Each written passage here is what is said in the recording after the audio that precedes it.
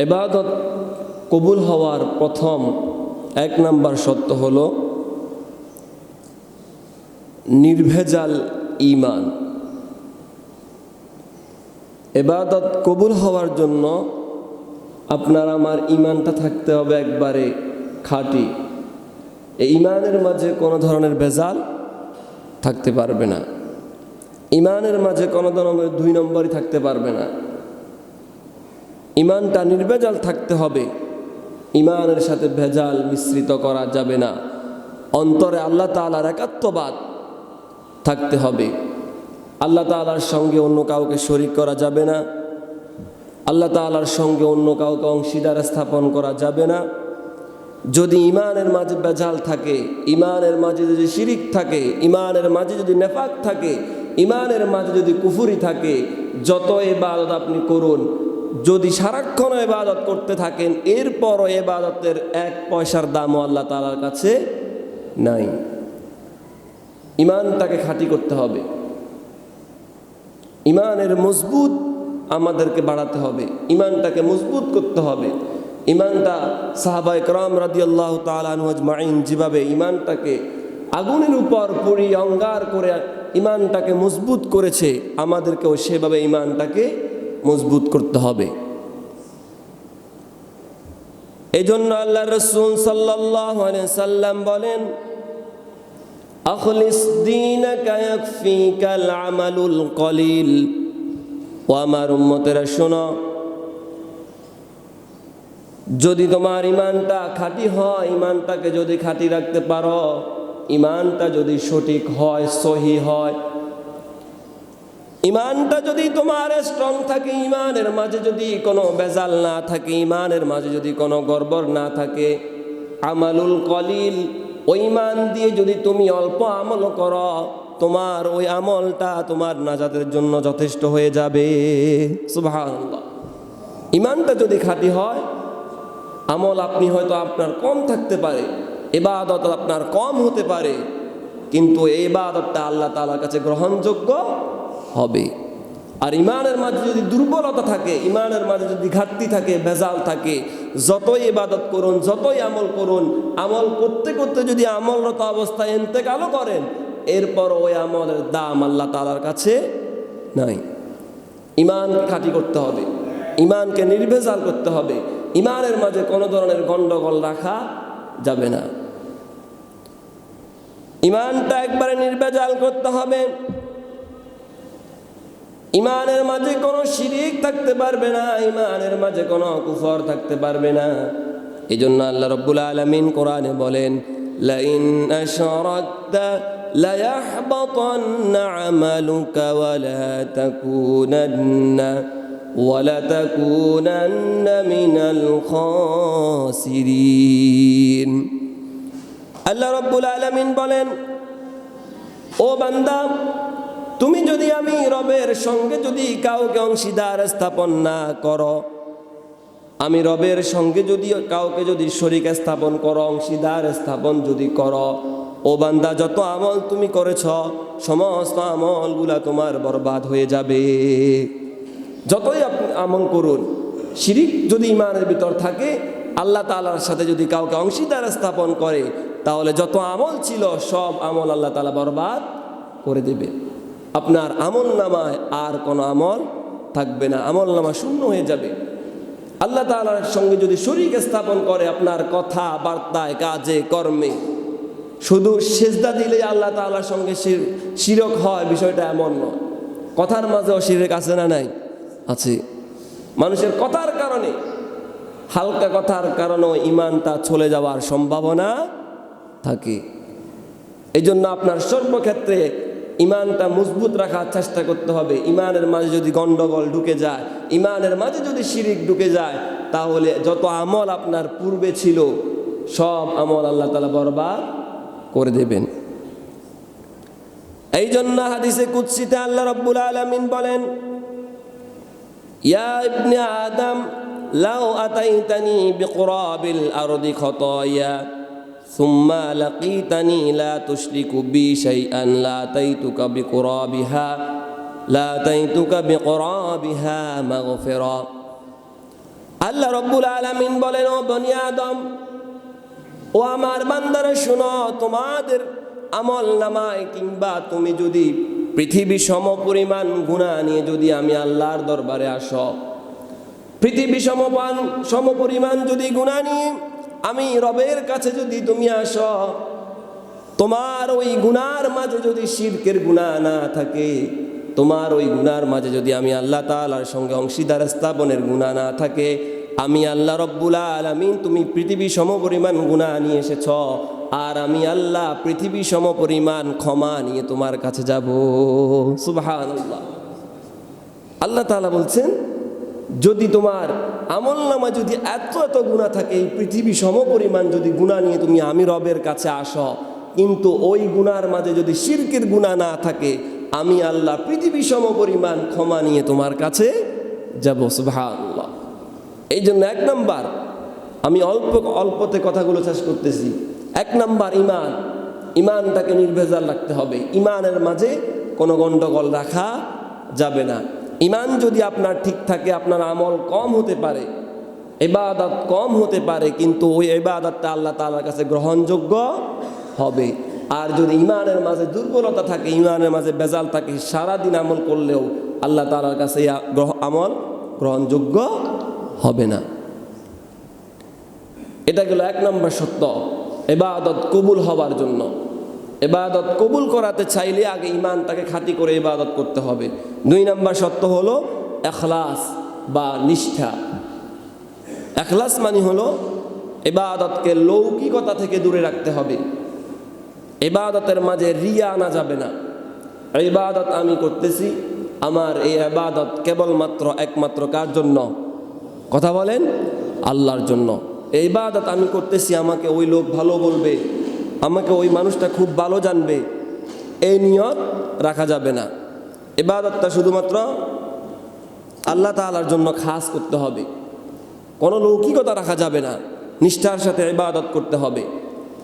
এই জন্য আল্লাহ রাব্বুল আলামিন বলেন, ওয়ামা উমিরু ইল্লা লিয়াবুদুল্লাহা মুখলিসিনা লাহুদ্দিন।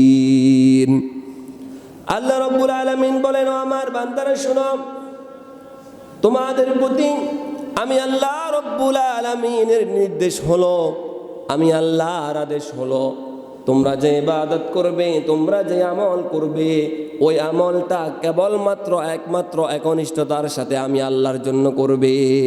সুবহানাল্লাহ। আল্লাহ তাআলা নিজেই নির্দেশ দিচ্ছেন, ওমা উমিরু ইল্লা লিয়াবুদুল্লাহা মুখলিসিনা লাহুদ্দিন।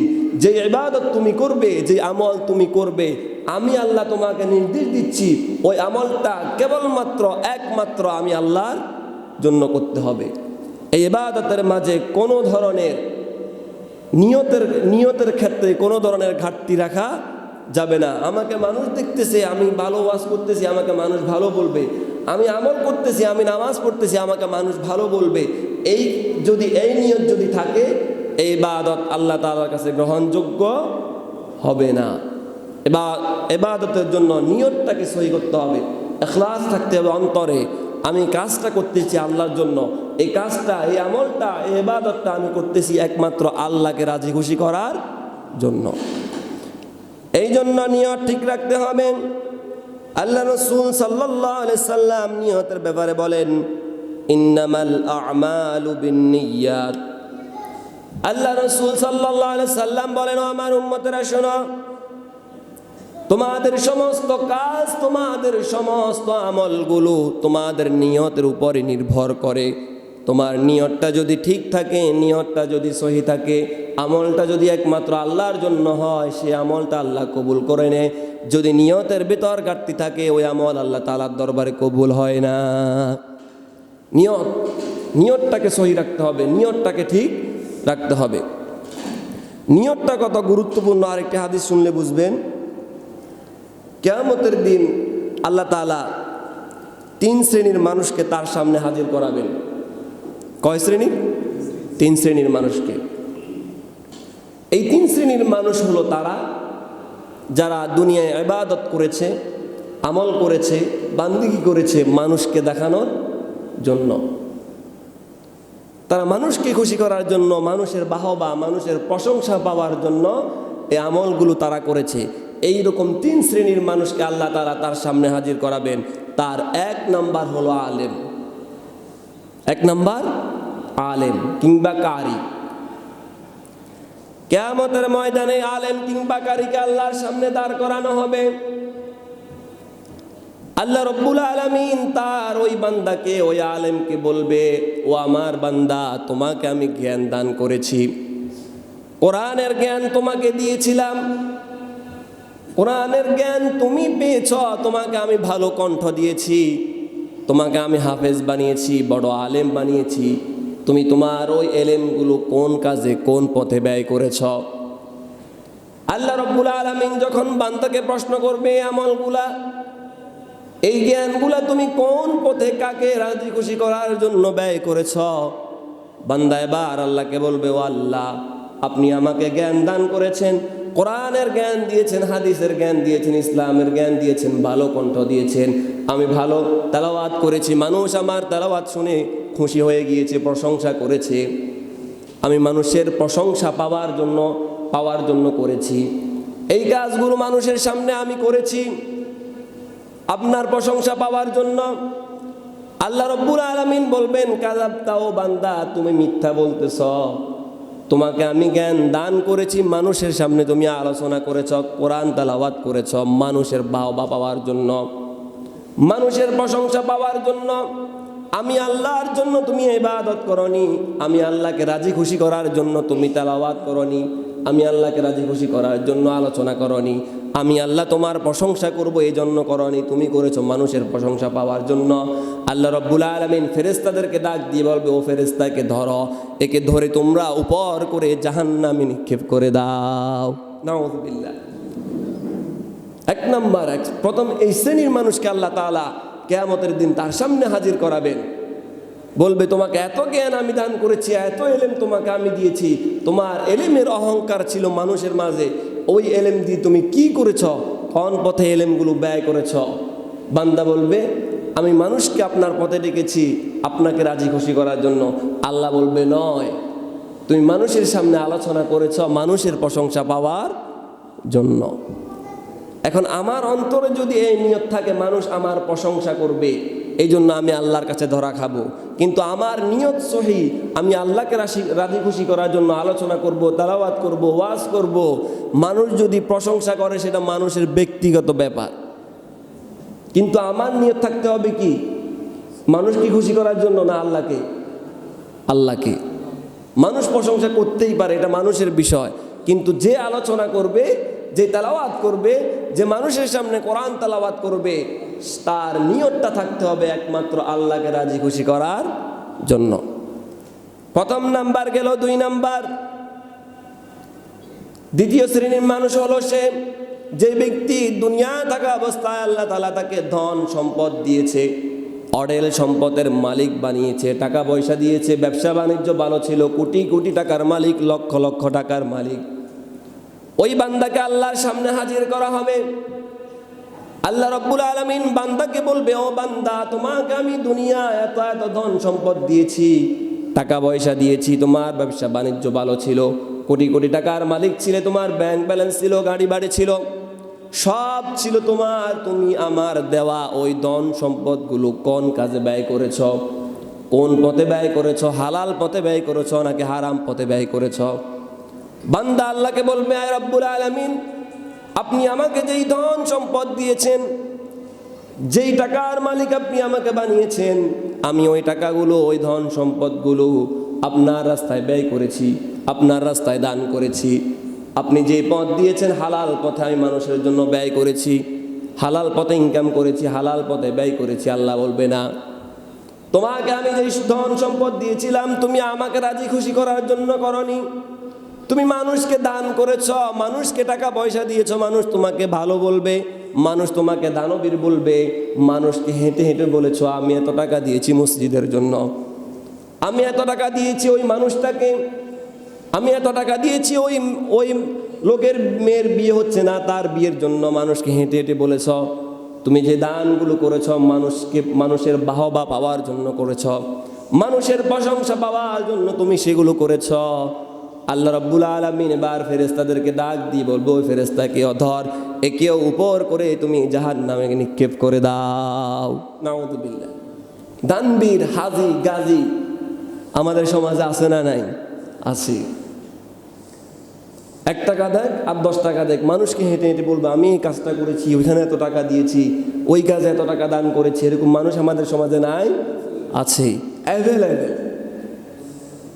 কিন্তু তার অন্তরে যদি ইখলাস থাকতো, তার অন্তরে যদি আল্লাহকে রাজি খুশি করার জন্য থাকতো, এটা হেঁটে হেঁটে মানুষকে বলতো। আল্লাহ সেদিন প্রশ্ন করবে, কার জন্য করেছ? আল্লাহকে বলবে আমি আপনার জন্যই করেছি। মানে আপনার আল্লাহর জন্য করছে না বান্দার প্রশংসা পাওয়ার জন্য করছে, এটা আল্লাহ জানেন কি জানেন না? জানেন, আল্লাহ ভালো করেই জানেন। 2 শ্রেণীর মানুষ গেল। 3 নাম্বার হলো শহীদ,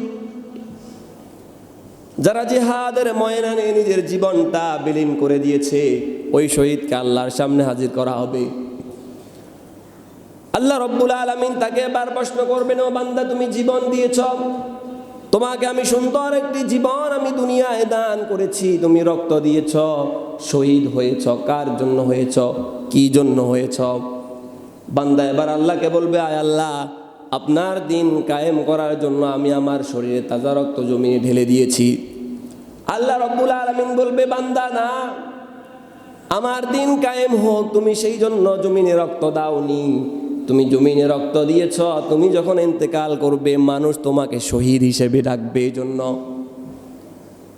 তোমার অন্তরে আমি আল্লাহর রাজ কায়েম হোক দুনিয়াতে সেটা ছিল না, আমি আল্লাহর বিধানগুলো দুনিয়ায় বাস্তবায়ন হোক সেটা ছিল না।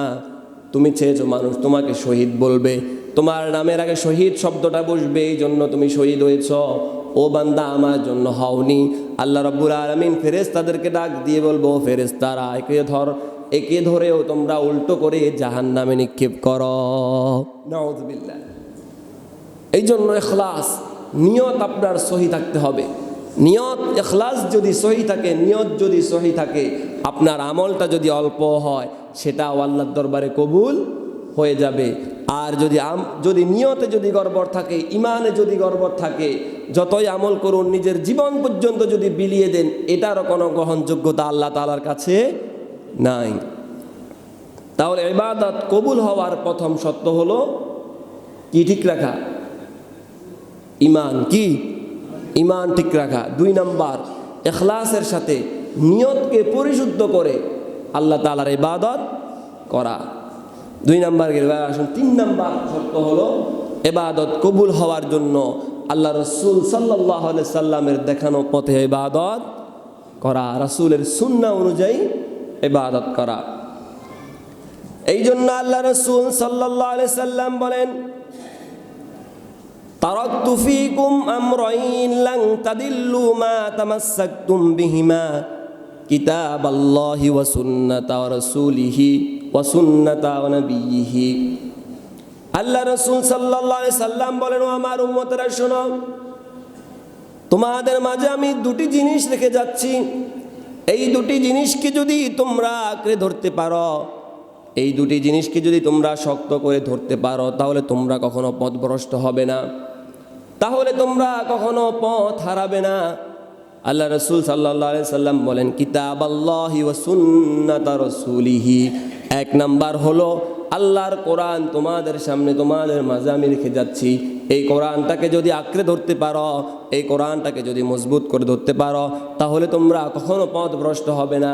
2 নাম্বার হলো আমি রাসূলের সুন্নাহ রেখে যাচ্ছি। আমি রাসূলের সুন্নাহ যদি তোমরা আঁকড়ে ধরতে পারো, তাহলে তোমরা কখনো পথভ্রষ্ট হবে না। সুবহানাল্লাহ। আল্লাহ রাসূল সাল্লাল্লাহু আলাইহি সাল্লাম তোমাদের সামনে আমি 2টো জিনিস রেখে যাচ্ছি, একটা হলো আল্লাহর কোরআন, 2 নাম্বার হলো আমার সুন্নাহ। এখানে আল্লাহ রাসূল সাল্লাল্লাহু আলাইহি সাল্লাম বলেন না যে হাদিস রেখে যাচ্ছি। রাসূল কি রেখে যাচ্ছেন? সুন্নাত। সুন্নাত আর হাদিস দুটো কি এক জিনিস না? রাসূলের অসংখ্য হাদিস আছে যেগুলো আমাদের জন্য প্রযোজ্য নয়। রাসূলের জিন্দেগিতে অনেক বর্ণনা আছে, হাদিসে এগুলো আছে না? রাসূলের বিয়ে হয়েছে কয়টা? 11টা। 11টা বিয়ে কি আমরা করতে পারবো? এটা হাদিসে আছে কিনা? আছে। তাহলে রাসূলের হাদিস থাকবে, এমন কিছু হাদিস আছে যেগুলো আমাদের জন্য নয়, আমরা মানতেও পারবো না সেগুলা। আমাদেরকে আঁকড়ে ধরতে হবে রাসূলের সুন্নাহ। কি সুন্নাহ? রাসূলের সুন্নাতগুলো আমাদেরকে আঁকড়ে ধরতে হবে। অনেকগুলো হাদিস আছে যেগুলো রাসূলের ব্যক্তিগত জীবনের, যেগুলো উম্মতের জন্য নয়। রাসূলের সুন্নাতকে আমাদেরকে আঁকড়ে ধরতে হবে, সুন্নাত কখনো ছাড়া যাবে না। আল্লাহ রাসূল সাল্লাল্লাহু আলাইহি সাল্লামের সুন্নাহর মাঝে আপনার পারিবারিক জীবন থেকে রাষ্ট্রীয় জীবন পর্যন্ত সব কিছু আছে। আপনি কিভাবে ঘুমাবেন সেটা রাসূলের হাদিসে আছে না নাই? কথা বলেন, রাসূলের সুন্নাতে আছে না নাই? আছে। কিভাবে আপনি হাঁটবেন সেটাও আছে। আপনি যদি রাসূলুল্লাহ সাল্লাল্লাহু আলাইহি সাল্লামের সুন্নাহ অনুযায়ী যদি আপনি আমল করেন সেটা হয়ে যাবে আপনার ইবাদত। রাসূলের সুন্নাহ অনুযায়ী আপনি ঘুমালে ঘুমটা হয়ে যাবে ইবাদত। রাসূলের সুন্নাহ অনুযায়ী যদি আপনি হাঁটেন আপনার হাঁটাটা হয়ে যাবে ইবাদত। রাসূলের সুন্নাহ অনুযায়ী আপনি নামাজ পড়বেন সেটা হবে ইবাদত। রাসূলের সুন্নাহ অনুযায়ী আপনি রোজা রাখবেন সেটা হবে আপনার ইবাদত।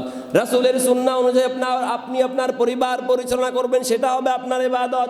রাসূলের সুন্নাহ অনুযায়ী আপনি আপনার সমাজকে পরিচালনা করবেন সেটা হবে আপনার ইবাদত। রাসূলের সুন্নাহ অনুযায়ী আপনি আপনার রাষ্ট্রকে পরিচালনা করবেন সেটা হবে আপনার ইবাদত। এক কথায় রাসূলের সুন্নাহ অনুযায়ী আপনি যেই কাজটা করবেন সেটাই হবে আপনার ইবাদত। সুন্নাহর বাহিরে কোনো ইবাদত নাই।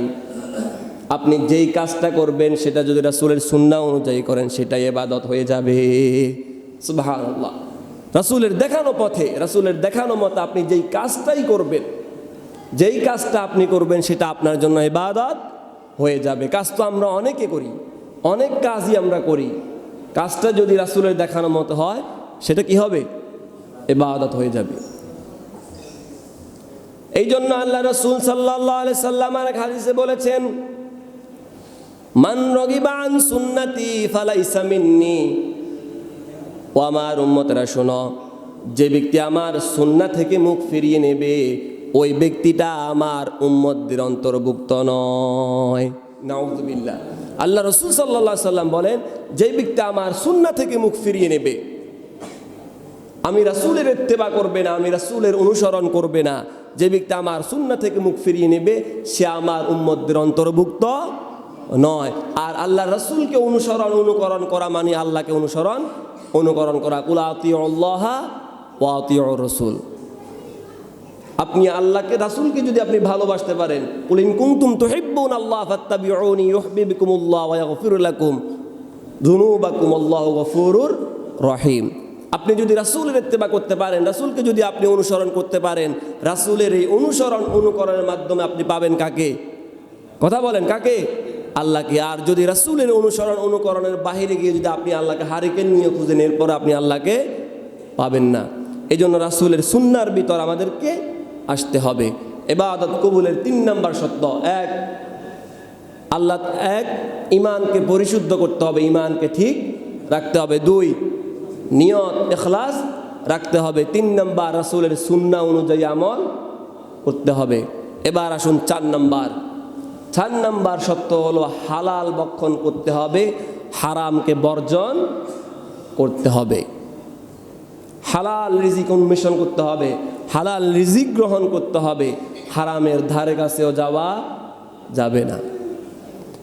আল্লাহ রাব্বুল আলামিন বলেন, ইয়া আইয়ুহাল্লাযীনা আমানু কুলু মিন তাইয়্যিবাতি মা রাযাকনাকুম ওয়াশকুরু লিল্লাহি ইন কুনতুম ইয়্যাহু তা'বুদুন।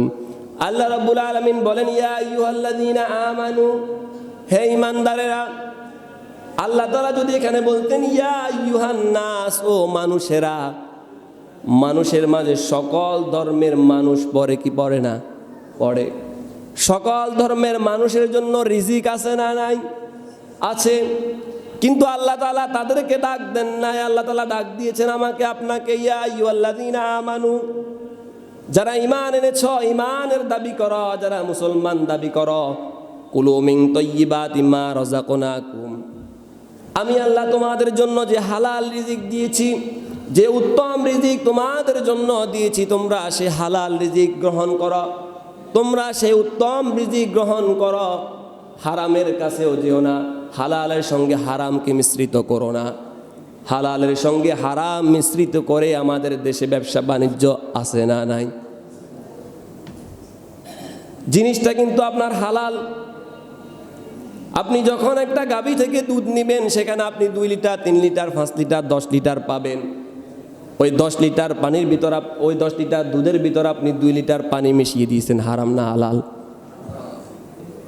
জিনিসটা হালাল না? দুধ হালাল না হারাম? হালাল। ওই দুধের সঙ্গে আপনি 2 কেজি পানি মিশিয়ে দিয়ে এটা বিক্রি করতেছেন, ব্যবসা করতেছেন, হালাল না হারাম? হারাম। আপনি দোকানে মাল উঠিয়েছেন, মানুষ যখন আপনাকে জিজ্ঞেস করে জিনিসটা 1 নাম্বার না 2 নাম্বার, আপনি বলতেছেন এটা অবশ্যই 1 নাম্বার, আদৌ জিনিসটা 2 নাম্বার, হালাল না হারাম?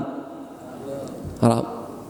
আপনি জিনিস নিয়ে এসেছেন, এমনভাবে জিনিসগুলোকে মজুদ করে রাখছেন মানুষকে কষ্ট দেওয়ার জন্য, দামকে বাড়ানোর জন্য। আপনি কিন্তু ঠিকই খরচ করে এগুলা নিয়ে এসেছেন, কিনেছেন ব্যবসা করার জন্য, কিন্তু এমন সুবিধা আপনি নিয়েছেন মানুষকে, যার দাম ছিল 100 টাকা সেটাকে আপনি 300 টাকা পর্যন্ত বিক্রি করছেন। ওই সময় ছড়া দামে বিক্রি করা হারাম না হালাল? হারাম। ছড়া দামে তো আপনাকে বিক্রি করতে বলা হয় না, আপনাকে হালাল ব্যবসা করার জন্য বলা হয়েছে। কিছুদিন আগে দেখছেন না তেলের কি অবস্থা গেছে? বিশ্ব পরিস্থিতির কারণে তেলের এই অবস্থা গেছে, কিন্তু এর বাহিরেও তেলের ব্যবসা যারা করেছে অধিকাংশ সিন্ডিকেট করে তেল রেখে দিয়েছে। তেলের দাম বাড়ানোর পর এখন রাস্তাগুলোতে সিরিয়াল কমছে না বাড়ছে? কথা বলেন, সিরিয়াল কমছে না বাড়ছে? কমছে। দাম বাড়ানোর কারণে তারা সিস্টেম করে বাংলাদেশের ব্যবসায়ীদের কাছে এই দেশের সরকার অনত। ব্যবসায়ীদের সিন্ডিকেট এই দেশের কোনো সরকার আজ পর্যন্ত ভাঙতে পারে না, সম্ভবও হয় না। কঠিন অবস্থা ব্যবসায়ীদের। কিন্তু এই ব্যবসা হালাল না হারাম? ব্যবসা হালাল না হারাম? হালাল। আল্লাহ তাআলা নিজে বলেছেন তোমরা ব্যবসা করো, সেই ব্যবসাকে আপনি হালাল তার সঙ্গে আপনি হারামটাকে মিশ্রিত করেছেন। এই ক্ষেত্রে আপনারা হালাল ব্যবসা হালাল রয় নাই, সেটা হারাম হয়ে গেছে। এই জন্য আল্লাহ রাব্বুল আলামিন বলেন কুলু মিন তাইয়্যিবাতি মা রাযাকনাকুম, তোমাকে আমি যে হালাল রিজিক দিয়েছি তুমি ওই হালাল রিজিকটাকে গ্রহণ করো, হালালের সঙ্গে হারামকে মিশ্রিত করো না।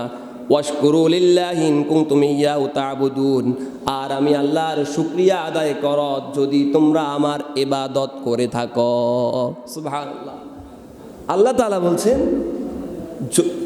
আগে তোমরা হালাল রিজিক গ্রহণ করবা, এরপর আমার শুকরিয়া আদায় করবা, এরপর আমার যদি তোমরা আমার ইবাদত করে থাকো। এখানে আল্লাহ তাআলা ইবাদত করার কথা ব্যাকের শেষে বলেছেন। আগে বলছে কি? হালাল রিজিক গ্রহণ করার জন্য। ইবাদত যদি তোমরা করো তাহলে তোমরা আমার শুকরিয়া আদায় করবে যদি ইবাদত করে থাকো। তো এই ইবাদত করার জন্য আপনাকে আগে হালাল, এই শরীরটার ভিতর কি ঢুকাতে হবে? হালাল খাদ্য ঢুকাতে হবে, হারাম খাদ্য ঢুকানো যাবে না। এই হারাম খাদ্যের ব্যাপারে আল্লাহ তাআলা রাসূলদেরকেও কঠিন ভাষায় কথা বলেছেন। আল্লাহ রাব্বুল আলামিন বলেন ইয়া আইয়ুহার রুসুলু কুলু মিন তাইয়্যিবাতি ওয়া'মালু সালিহা ইন্নী বিমা তা'মালুনা আলিম। আল্লাহ রাব্বুল আলামিন বলেন হে রাসূলগণ, একজন রাসূলকে বলেন না, যত রাসূল আল্লাহ দুনিয়াতে পাঠিয়েছেন সকলকে বলেছেন ইয়া আইয়ুহার রুসুল, হে রাসূলগণ, কুলু মিনাত তাইয়্যিবাতি ওয়া'মালু সালিহা, তোমরা আমি আল্লাহ যে পবিত্র বস্তু তোমাদের জন্য দিয়েছি সেই পবিত্র বস্তু পবিত্র রিজিক আহার করো, পবিত্র রিজিক তোমরা গ্রহণ করো। ওয়া'মালু সালিহা, এরপর তোমরা সৎকর্ম করো। ইন্নী বিমা তা'মালুনা আলিম, নিশ্চয় আমি আল্লাহ তোমাদের কর্ম সম্পর্কে অবগত রয়েছি। সুবহানাল্লাহ। এখানে আল্লাহ তাআলা রাসূলদেরকে বলতেছেন তোমরা আগে হালাল রিজিক হালাল গ্রহণ করো, এরপর তোমরা সৎকর্ম করো। আগে কি? কথা বলেন, আগে কি? হালাল রিজিক, এরপর তোমরা সৎকর্ম করো। এবং আল্লাহ শেষে বলতেছেন ইন্নী বিমা তা'মালুনা আলিম, তোমাদের সকল কাজের ব্যাপারে কিন্তু আমি আল্লাহ অবগত রয়েছি। যে ব্যক্তি হারাম ভক্ষণ করবে তার ওই শরীরটা জান্নাতে যাবে না। আল্লাহ রাসূল সাল্লাল্লাহু আলাইহি সাল্লাম বলেন, লা ইয়াদখুলুল জান্নাতা লাহমুন নাবাত মিন সুহতিন, যেই শরীরের মাংসগুলো হারাম দ্বারা গঠিত হয়েছে, যেই শরীরে হারাম ঢুকেছে, ওই শরীরটা আল্লাহর জান্নাতে প্রবেশ করবে না, ওই শরীরের স্থান হবে আল্লাহর জাহান্নাম। নাউযুবিল্লাহ। হালাল রিজিক আপনাকে গ্রহণ করতেই হবে ইবাদত যদি আপনি কবুল করাতে চান। হারাম রিজিক খেয়ে আপনি সারাক্ষণ ইবাদত করেন, আপনার সারা শরীরের সমস্ত মাংসগুলো হারাম দিয়ে তৈরি, আপনার টুপি, আপনার পাঞ্জাবি, আপনার লেবাস সব কিছু হারাম দ্বারা তৈরি, আপনার পরিবার চলে হারাম দিয়ে, আপনার ব্যবসা বাণিজ্য সব কিছু চলে হারাম দিয়ে, এরপর আপনি সারাদিন বসে বসে আল্লাহু আল্লাহু করেন, এই আল্লাহর কোনো দাম নাই। আপনাকে আগে হারাম বর্জন করে হালালকে অর্জন করতে হবে। হালাল রিজিক আপনাকে আমাকে গ্রহণ করতে হবে। এর বাইরে আল্লাহ তাআলার কাছে দোয়া কবুলের কোনো সুযোগ নাই। ছোট্ট একটা হাদিস বলে আমি আলোচনা শেষ করব। আল্লাহ রাসূল সাল্লাল্লাহু আলাইহি সাল্লাম সাহাবীদেরকে বললেন, তোমরা কি জানো কোন ব্যক্তির দোয়া আল্লাহ তাআলা কবুল করেন? রাসূল নিজে প্রশ্ন করলেন, আবার রাসূল নিজে উত্তর দিতেছেন। আল্লাহ রাসূল এরপরে বলেন, আল্লাহ নিজেই পবিত্র, তিনি পবিত্র জিনিস ছাড়া কোনো কিছু গ্রহণ করেন না। এরপর রাসূল একজন ব্যক্তির উদাহরণ দিলেন সাহাবীদের সামনে। ওই ব্যক্তিটা ছিল এমন, অনেক দূরের সফর, লম্বা সফর সে করেছে। সফর করার কারণে তার শরীরে ক্লান্তি এসেছে, চুলগুলো উস্কো ফুস্কো হয়ে গেছে, চুলগুলো এলোমেলো হয়ে গেছে। ওই ব্যক্তি, সফরকারীর ব্যক্তির দোয়া কিন্তু আল্লাহ তাআলা কবুল করেন। কিন্তু ওই ব্যক্তি আল্লাহ তাআলার কাছে দোয়া যদি করে, সফর অবস্থায় আছে, সে আল্লাহ তাআলার কাছে এক পর্যায়ে আল্লাহ তাআলার কাছে দোয়া করতেছে, ইয়া রব্বাল আলামিন, আকাশের দিকে হাত তুলে আল্লাহ তাআলার কাছে দোয়া করতেছে, কিন্তু তার শরীরের যত খাদ্য আছে সব কিছু কি হারাম, তার পানীয় যে পানি খেয়েছে সেগুলো কি হারাম। এরপরে তার শরীরের ভিতরে যে জামাগুলো রয়েছে, ওই সমস্ত জামাগুলো সুদের টাকা, ঘুষের টাকায়, ছিটারি করা, বাটপারি করার টাকায় কিনা। এই ব্যক্তি যদি এভাবে সারাক্ষণও যদি আল্লাহ তাআলার কাছে দোয়া করতে থাকে, এরপরও আল্লাহ তাআলা এই দোয়া কখনো কবুল করবেন না। হাদিসটা বলছি এই জন্য, রাসূল কিন্তু বলেছেন সফর অবস্থায় মুসাফিরের দোয়া আল্লাহ তাআলা কবুল করেন। ওই ব্যক্তিটা ছিল মুসাফির, সফর অবস্থায় ছিল, আল্লাহ তাআলার কাছে চাইছেও, রাসূল বলছেন তার এই চাওয়া আল্লাহ তাআলা কখনো কবুল করবেন না। এই জন্য ইবাদত আমরা করতেছি। রমজান গেছে আমাদের মাস থেকে, রমজান আমরা ইবাদত বান্দিকে অনেক কিছু করেছি, দান সাদাকা সব করেছি। সামনে আসতেছে কোরবান, আমরা আল্লাহ তাআলার রাস্তায় কোরবানি করব। নিজের অর্জিত টাকা, মাল থেকে আমরা ব্যয় করে কোরবানি করব। ওই অর্জিত টাকা যদি হারাম হয়, কোরবানি গরু যদি একটার জায়গায় 5টাও দেন, কোরবানি আল্লাহ দরবারে কবুল হবে? হবে না। ওই কোরবানিতে যদি নিয়ত থাকে মানুষকে দেখানোর জন্য আর গোশত খাওয়ার জন্য, কবুল হবে? হবে না। নিয়ত, তাহলে ইবাদত আপনি করবেন, আমি করতেছি, আপনি করতেছেন, কম বেশ সকলেই করে। যারা পুরো সপ্তাহে এক ওয়াক্ত নামাজও পড়ে না, তারা শুক্রবারে এসে এলেও নামাজটা পড়ে। তো শুক্রবারে একদিন নামাজটা পড়ে, এটা কি আল্লাহর জন্য, মানে কবুল করার জন্য আল্লাহ পড়তেছে না?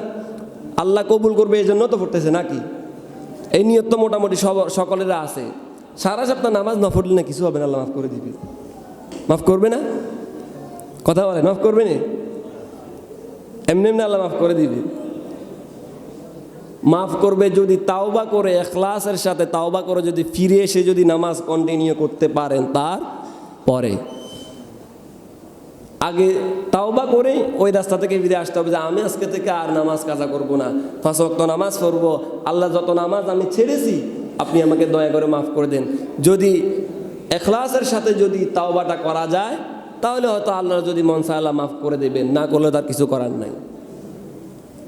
এই যে এখানে এত মুসল্লি, আপনাদের সমাজে আমার মনে হয় কম না হলে 400-500 মুসল্লির কম নাই। বাইরে থাকার কারণে হয়তো আরও কম। অনেক মানুষ বাইরে আছেন, বিভিন্ন জায়গায় চাকরি করতেছেন, তাদের হিসাব ভিন্ন। আমি যদি ধরি যে সকাল থেকে মাগরিব পর্যন্ত বিভিন্ন কাজে কর্মে বাইরে থাকেন, ঠিক আছে, তো এশার আর ফজর আপনি কই যান?